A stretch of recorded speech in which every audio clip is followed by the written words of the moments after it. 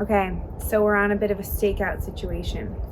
Yesterday, my bike, Trek/8, was shipped here, but because there was no one to sign for it, it was turned away. So frickin' new bike day never came. Today, that's not gonna happen. First things first, do the outdoor chores. Take out the trash, clean up the dog poop. Check. Second things second, extra pens. Pen, backup pen, in case the UPS driver doesn't have the necessary equipment. Next are additional materials. Visibility is key in this type of stakeout. Large book in case of hours wait, coffee for alertness, leash for the dog. Stakeout partner.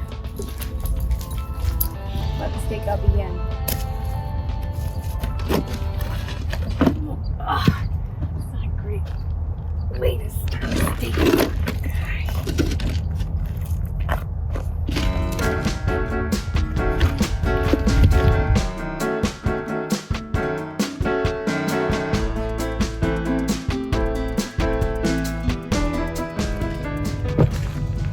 Been like 5 minutes and nothing's happened. All right, we had to move in this operation into the truck because it started pouring rain. So me and my stakeout guy are alert. Here's what we know. Package came yesterday. Because no one was there to provide a signature, it was returned to the hub of all packages as far as UPS is concerned, leaving me in tears and anger and frustration. I didn't actually spill any tears, but I considered it. What we also know is that my landlord at 5:30 p.m. texted with a picture of the note, revealing that UPS had indeed come. She provided the information that she had been home since 3:30, which would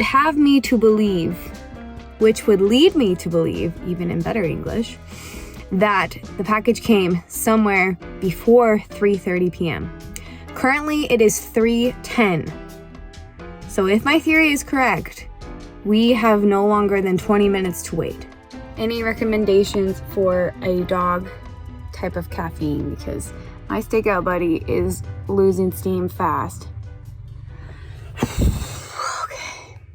A little longer than a few minutes later.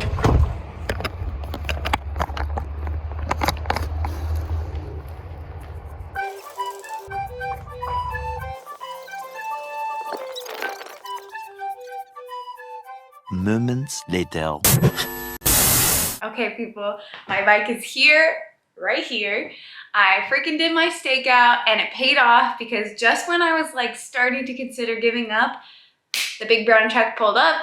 I ran out to meet the guy. He was suspicious at first, but upon confirming my name, the bike is here. Now, usually I'd wait till my dear husband Josh got off of work, but that's not gonna be for another 2.5 hours. So I'm gonna dig into this bad boy and I'm gonna record it so that my husband will be happy.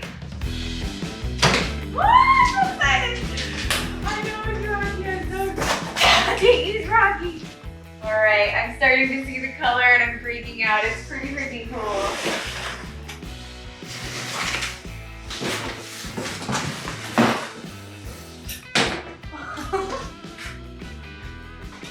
Okay, ding! All right, I'm gonna have to do some close-ups, but here's the bike.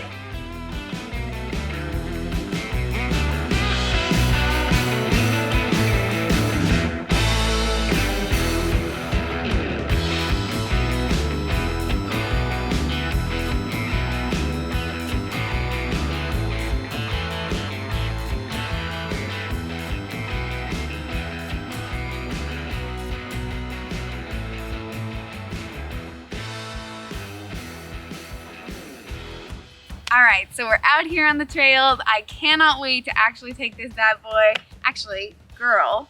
I have decided that she is in fact a girl. And I'm still considering the names, but right now what's flowing off the tongue is Midnight Rider. So if you like that, leave me a comment. My dog is currently kicking up dust. So there's a smoky appeal to her right now. I think that's fitting.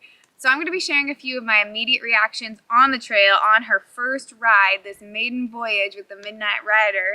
So stay tuned for that. Really excited to just share what I find on this initial ride. Oh, woohoo! I'm already breathing heavy because while I was waiting for Josh, I was just jibbing around. Yeah! Hopping over bushes and stuff. Because that's fun. One of the first things I'm noticing is my reach towards the handlebars. So if you watched my video about my Trek Fuel, you'll know I had a medium frame. I think that was a great call. I think especially if you're learning and you're working on security on the bike. But I feel like being able to actually maneuver the bike in the way I want it to go, the small frame is so nice. Oh my gosh.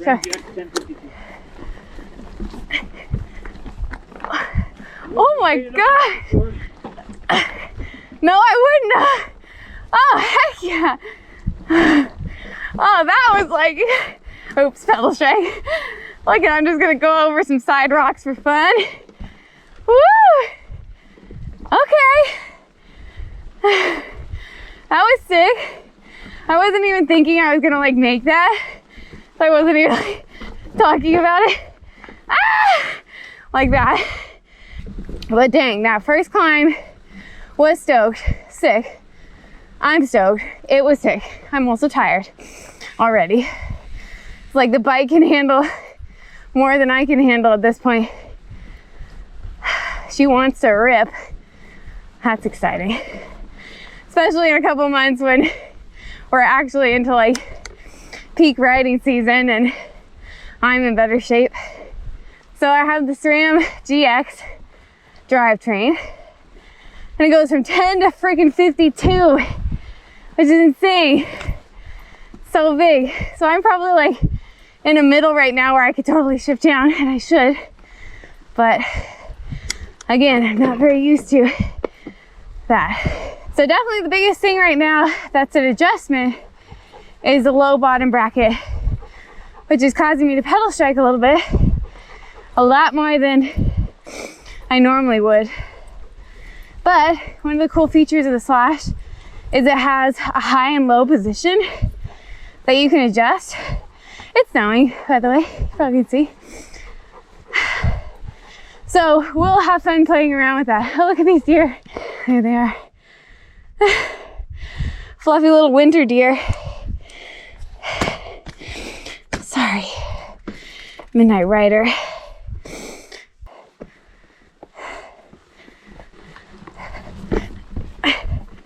Oh, hell yeah!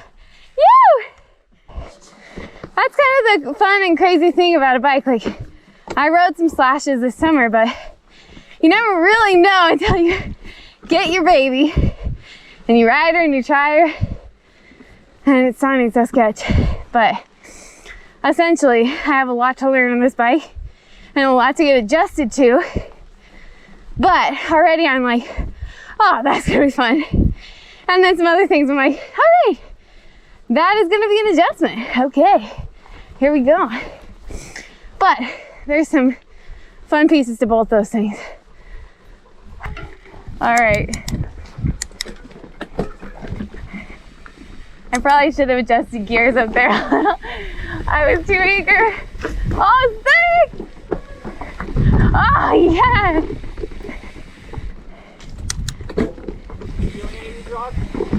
What's that?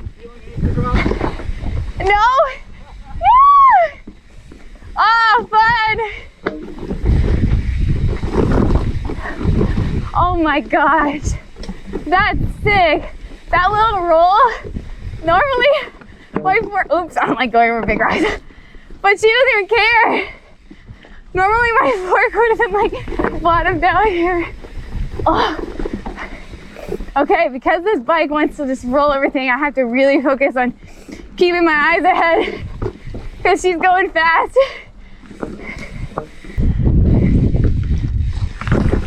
Oh, sorry. I'm looking at you.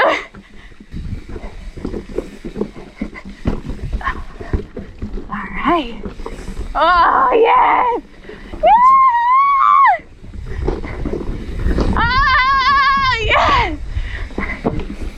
Oh my gosh, we're gonna get in trouble. Oh, I'm gonna get in trouble! Oh, I'm so sick. Oh my gosh. Oh.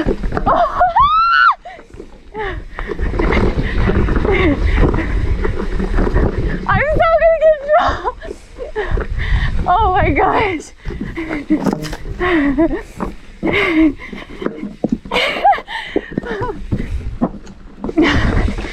Okay.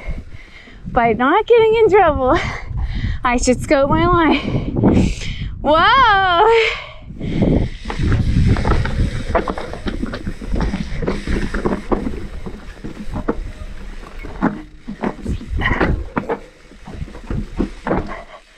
Oh my gosh! Oh, that was pretty freaking techy. That was pretty freaking techy.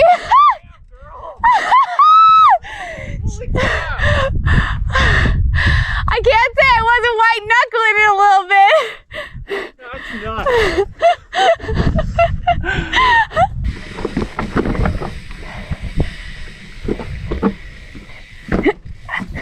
Oh my gosh.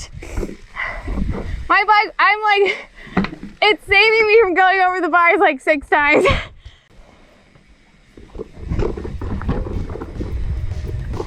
First things first, the ascent. Obviously, as an enduro bike, this thing is meant to shred downhill, but it's also built to manage the uphills really well. And that's what it did on this trail.